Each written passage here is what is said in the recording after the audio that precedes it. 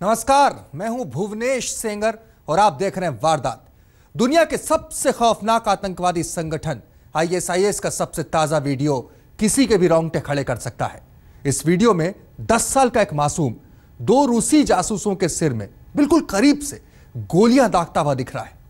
लेकिन इससे पहले कि हम आपको खौफ की यह सबसे ताजी तस्वीर दिखाएं, पहले बात कानपुर के पास उन्नाव इलाके की, जहां गंगा नदी ने अचानक अजीब तरीके से लाशें उगलना शुरू कर दिया है। फिलहाल नदी का पूरा तट 100 से ज्यादा लाशों से पटा पड़ा है। आखिर क्या है यह रहस्य और रातों रात नदी में कहां से आई ये लाशें?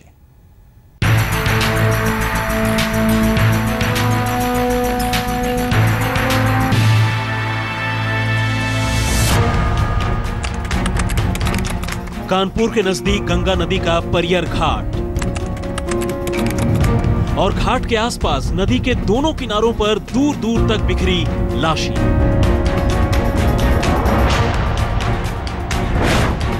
कहीं आधी जली हुई लाश, कहीं अकड़ी हुई लाश, कहीं किसी थैले में लिपटी लाश, तो कहीं फकत एक खोपड़ी और 2 हड्डियों वाली लाश। मंजर ऐसा कि देखकर किसी का भी कलेजा मुंह को आ जाए।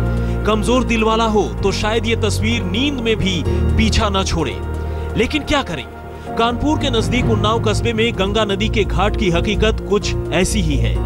परियर घाट के बियाबान में धुंध और सन्नाटे के बीच जहां तक निगाह जाती है, बस लाशें ही लाशें नजर आती हैं। हालत यह है कि इस वक्त इस घाट पर 100 से ज्यादा लोगों की लाशें बिखरी पड़ी हैं। लेकिन सवाल ये उठता है कि गंगा नदी के किनारे अचानक इतनी लाशें आखिर आई कहां से? इन लाशों को रातों रात यहां कौन फेंक गया? इन आधी जली और विकृत लाशों की असलियत क्या है? क्या ये किसी कत्लो गारत के बाद सबूत छिपाने की कोशिश है, या फिर इसके पीछे की कहानी कुछ और है? और सबसे अहम ये कि आखिर ये मरने वाले लोग कौन हैं? तो जब से उन्नाव के इस घाट में लाशों के मिलने के इस सिलसिले का पता चला है, पुलिस प्रशासन से लेकर तमाम सरकारी अमले की नींद उड़ गई है और फिलहाल पूरी की पूरी मशीनरी बस इन्हीं सवालों का जवाब तलाशने में जुटी है।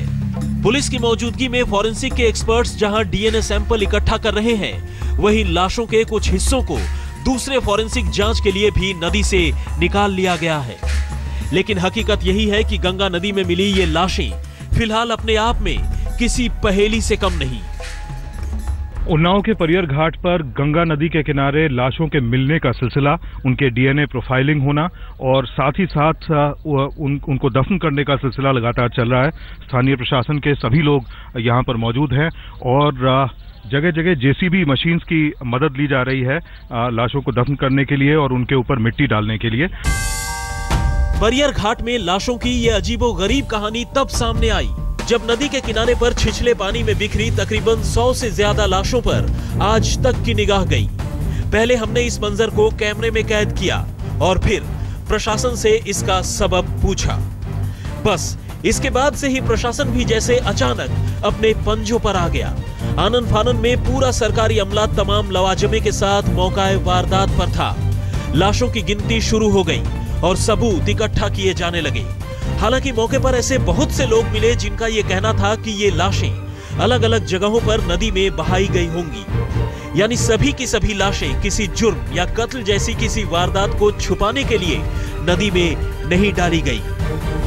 बॉडीज कुछ जली हैं, कुछ जल नहीं पाई हैं, तो स्मशान घाट है पूरा और इस तरह से बॉडी थी। तो कोई ऐसा नहीं है कि एक बॉडी एक ही साथ वहाँ चली आई या एक ही समय की बॉडीज हैं, इस तरह की नहीं है। बॉडीज कुछ काफ़ी पुरानी भी हैं। अभी हम लोगों ने यहाँ पे DNA सैंपलिंग की जो कार्रवाई है वो शुरू करवा दी। हम लोग को डॉक्टर से बहुत अच्छा सहयोग मिल रहा है। वो लोग मौके पर जाकर ही जो सारी डेड बॉडीज़ हैं उन लोग से सैंपल्स इकट्ठा कर रहे हैं। लगभग अभी 20 बॉडीज़ की सैंपलिंग कंप्लीट हो गई है और बॉडी की सैंपलिंग अभी जारी है।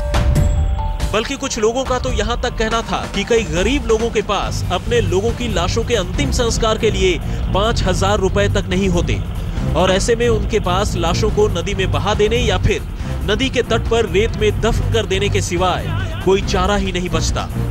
कुछ मामलों में जहां अविवाहित लोगों की लाशों का अंतिम संस्कार इसी तरीके से किए जाने की बात सामने आई है, वहीं बहुत सी जगहों पर सांप के काटने से मरने वाले लोगों की लाशें नदी में बहाए जाने की रवायत है।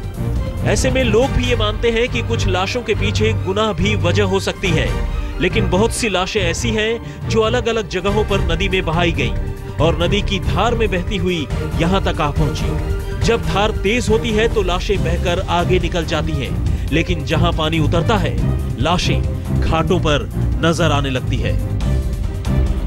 रंजय सिंह के साथ आमिर हक, उन्नाव, आज तक।